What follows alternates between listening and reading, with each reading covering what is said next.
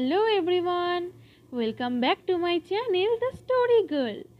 আজকের আমাদের বিষয় হচ্ছে হাত গণনা, যার লেখক হলেন সুকুমার রায়। ওপাড়ার নন্দ গোসাই, আমাদের নন্দ খুড়ো, স্বভাবেতে সরল সোজা, অমায়িক শান্ত বুড়ো।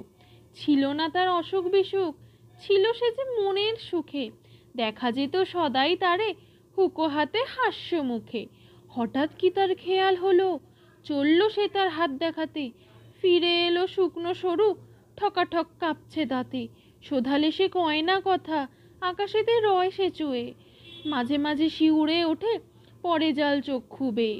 শুনে লোকে দৌড়ে এলো, ছুটে এলেন বদ্যি মশাই। সবাই বলে কাঁদছো কেন, কি হয়েছে নন্দ গোসাই?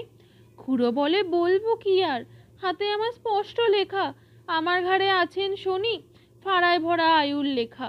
এতদিন যায়নি জানা, ফিরছি কত গ্রহের ফেরে। হঠাৎ আমার প্রাণটা গেলে, তখন আমায় রাখবে কে রে? 60টা বছর পার হয়েছি বাপদাদাদের পুণ্য ফলে। ওরা তো তোদের নন্দ খুড়ো, এবার বুঝি পটল তোলে। কবে যে কি ঘটবে বিপদ, কিছু হায় যায় না বলা।